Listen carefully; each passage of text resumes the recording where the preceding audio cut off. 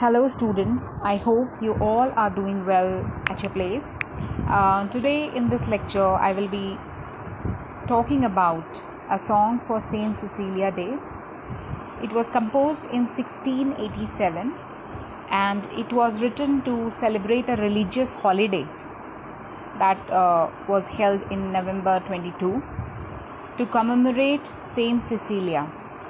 She was a Catholic martyr and a Catholic saint of music. During the Restoration in 18th century, these odes enlisted the services of the best musicians and poets. And it is important for you that along with this piece, Dryden has written another ode too for the very same day, and it was named as Alexander's Feast.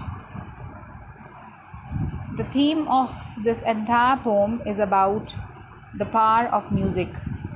And apart from that, a tribute is paid to St. Cecilia as well.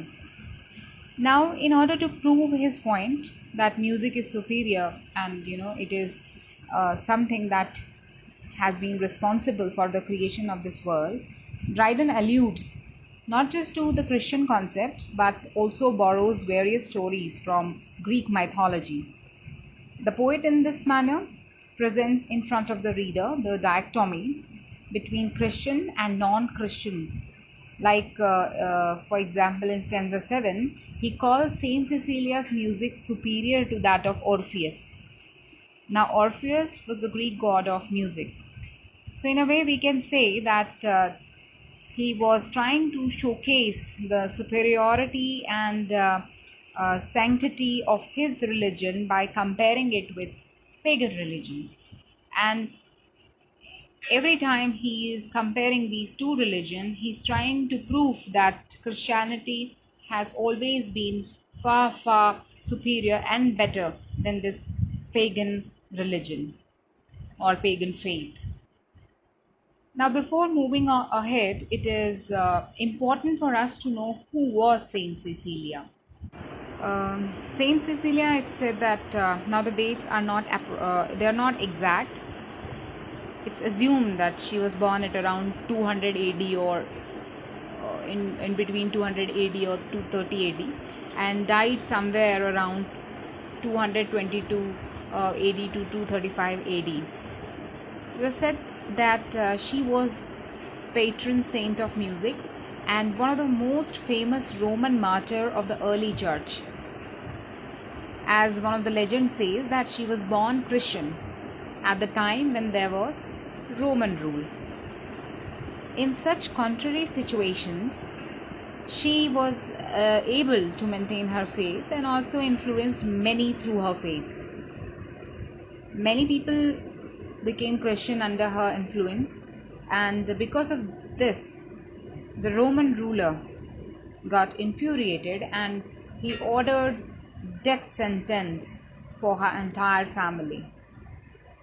Now, because of that order, she was beheaded at a very young age, and then after that she was buried in St. Callistus, which is near Rome. And it was only at the beginning of 9th century that Pope Paschal I discovered her incorrupt relics and had them moved to Rome. Since 14th and 15th century, Cecilia is represented as playing the organ, evidently to express the idea that while musician played at her wedding, she sang in her heart to God alone. And by second half of the century, substantial festivals and musical celebrations in her honor began to be recorded. A celebration, it was initiated in the northern part of Europe, but later on this fashion crossed the channel and came to England, and over here the festivities related to Saint Cecilia started happening from 1683. Now let's talk about stanza 1, In stanza 1, Dryden is trying to prove that how music has always been the source of creation, how music has been means how we can say that music in reality has brought this world out from that chaotic state. Like in the Bible, we have read that in the initial stage, this entire universe was in a chaotic order. There was nothing. There was all darkness, and then suddenly light came out, and that happened only because God wanted that to happen. So Dryden says that he is trying to prove that whatever God said, whatever he spoke, was also a sort of music. Like he's saying that, or it's written in the Bible that singing is also a form of speaking. So we can say that Dryden's assertion that heavenly music created the universe is an extension of that Genesis 1 or John 1 of Bible, which depicts God as creating the universe out of his words. See, in the very first line, he is quoting the heavenly power and that heavenly harmony, that how that heavenly harmony was responsible for making this universal frame, was responsible for creating these planets, these stars, which in their initial stage were not there. They were lying in the form of atom. They had no form, but suddenly they came into a form only because God wanted that to happen. And how he made it possible? By creating a heavenly music, by his heavenly harmony. So that's why he's saying that from heavenly harmony, this universal frame begun, when nature underneath a heap of jarring atoms lay, and could not heave her head. The tuneful voice was heard from high, means a beautiful song was heard from heaven. But earlier to that, everything was in chaos. But suddenly, when the beautiful music from heaven came, everything became alive. Arise more than dead. Means everything became alive and everything came into a form. Then he's saying that then cold, the hot, moist, dry, these are four elements of nature. Cold symbolizes earth, hot symbolizes fire, moist symbolizes water, and dry symbolizes air. So they all leaped after hearing the song of God and created an order so that this world can come into a form. And music passed away. So music was of God. So they started obeying the orders of God, and the orders came in the form of music, and the entire world was formed. This earth was formed. From harmony, from heavenly harmony, this universal frame began. Universal frame refers to this galaxy, to this entire universe, to the planet, sun, moon, earth, and everything that we see around us. So this all happened because of that heavenly music. From harmony to harmony, through all the compass of the notes it ran. Notes it ran means it refers to the notes that we have in music. So just like we have low notes and high notes in music, similarly when God created this entire universe, at that time he created variations in his song, and according to that variation the different forms were made. So at last, see what he created, what God created at last to complete his musical note, the diapason, closing full in man. So the completion of that music happened only when God created man. So man was the ultimate creation of Almighty, and that ultimate creation, we can say, was the creation of the great chain of being. So in that way, everything came alive, everything got formed, everything was ordered, everything became harmonious. Okay, so this is something he is trying to prove or he's trying to make his readers imagine that how music has been a powerful source in the creation of the world. In stanza 2, we see that Dryden's tone is shifting from celestial tone to terrestrial tone, because over here he will be talking about the music, about the song that was created by man on earth. And again, there is a biblical reference. He is talking about Jubal. Jubal was the descendant of Cain, and he was considered as the first musician according to the Old Testament. Okay, and it is said the music that he created again was so powerful, was so sonorous, was so musical that it could make people, mesmerized. And when they heard his song, they thought that as if he is not a mortal. They took him. They we can say they mistook him as a divine form, as a god. Such was the beauty of his song. So that's why he's saying that what passion cannot music raise and quell. When Jubal struck the chorded shell, his listening brethren stood around. Listening brethren refers to brother. Okay, the people that were around, surrounding Jubal, when they used to hear his song, and wondering on their faces fell to worship that celestial sound. Less than a god they thought there could not dwell within the hollow of that shell that spoke so sweetly and so well. What passion cannot music raise and kill? That these type of musical notes, could only be produced by a angel, by an angel or by some god. No ordinary human being could produce such beautiful pieces of poetry. So that's why they took Jubal as a god, as a divinely inspired form. That happened only because of his his song. Such is the beauty of or such is the power of music. According to Dryden, it can make a mortal to immortal. It can change the position of mortal to immortal. It can elevate its position. Now, from stanza 3 to 6, the speaker describes the different musical instruments and their abilities to incite different kinds of emotions. And he says that these instruments can be used in different ways, because they incite different kind of emotions in human heart. Like in stanza 3, he's talking about trumpets and drums, and he's saying that these instruments should only be used, or they can be used only in battlefield, because they inspire or they incite anger, excitement, and fear in the heart of the listener.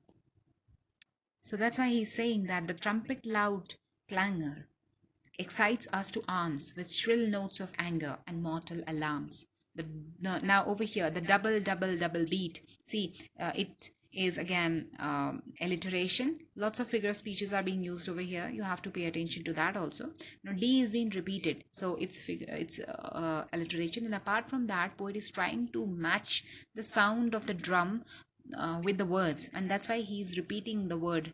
He's repeating the word double, double, double beat, as if he's trying to echo the sound of drum, of the thundering drum cries, hark the foes come. So drums and trumpets, they have a different kind of they incite different kinds of emotions in our heart. In this stanza 4, the poet is trying to describe that how music activates sorrow for the unrequited love. Here he depicts that how complaining flutes in dying notes discover the woes of hopeless lovers. Means that music very well understands, and it can reflect most refined feelings of hopeless lovers. That if somebody was not able to be successful in his love life, and if he hears such kind of music, so suddenly those feelings will again come back to his mind, and once again he will live those moments. those moments of love and pain, of love and separation, we should say. On the other hand, he is saying that music not only evokes religious awe, anger, courage, and it not only understands the woes of hopeless lovers, but it can also induce jealousy, which is very well portrayed in stanza 5, where he is talking about violin. He says that violin is an instrument that can incite in your heart different kinds of emotions like jealousy, fury, anger, pain, and such kind of emotions. They can be very similar to those emotions that arises in a heart of a lady who has recently lost her love. And that's why he's saying the depths of pain and height of passion for the fair, disdainful dame. That girl who has recently lost her love, she will suddenly realize, she will suddenly relive those, those moments of jealousy, those moments of fury or anger, pain, and everything. Means she will live those moments once again. Why? Because she had heard the music of violin. So the sound of the music of violin is so powerful, just like any other musical instrument in the world.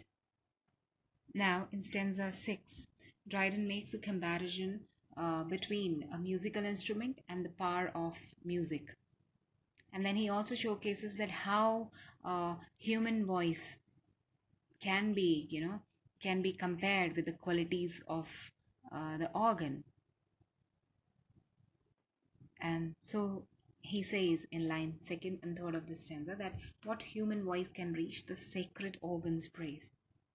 The organ here is used to represent holy love, and it is the instrument that is used in church. Thus, we can say that it is also used to convey Christianity. So both human voice and the organ, they ultimately make us or take us nearer to divine, to divinity, or to our God.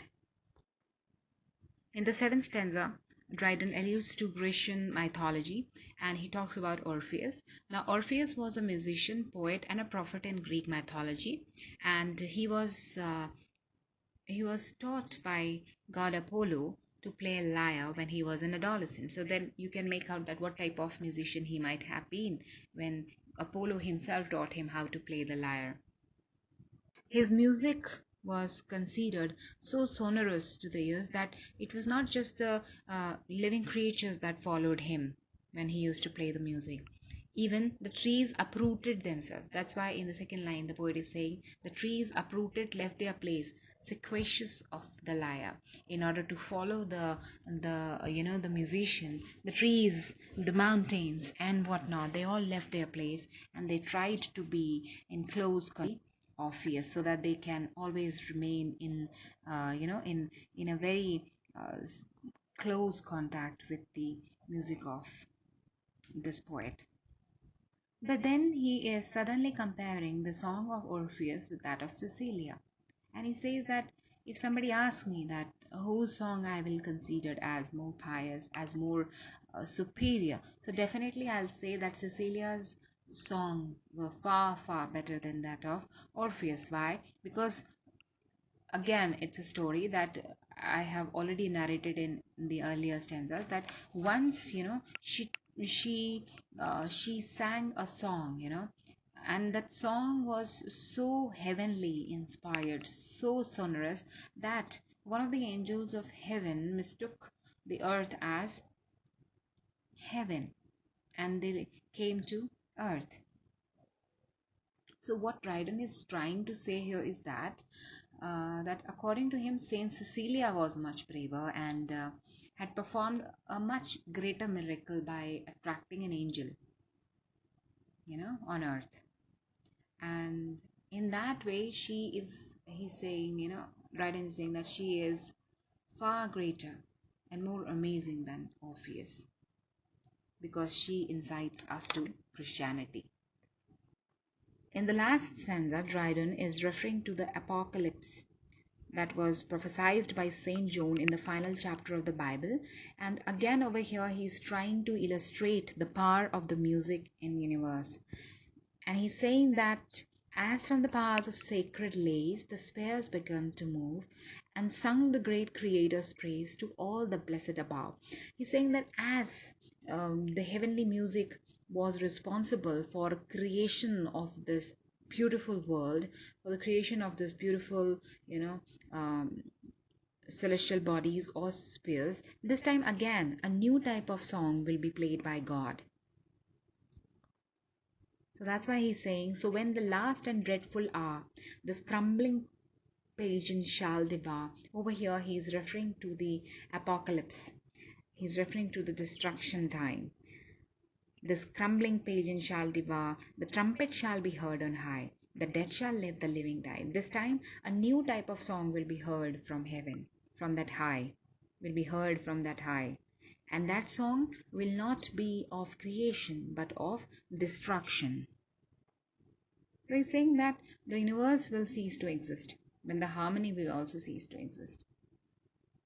And the world will go back to its initial stage, that is of atom. The living right now, the things that are living right now, they will be dead. And the dead, and the things which are dead right now, they will go back to their initial stage or they will come alive. This is what Dryden is trying to convey from his last stanza, that is the grand chorus.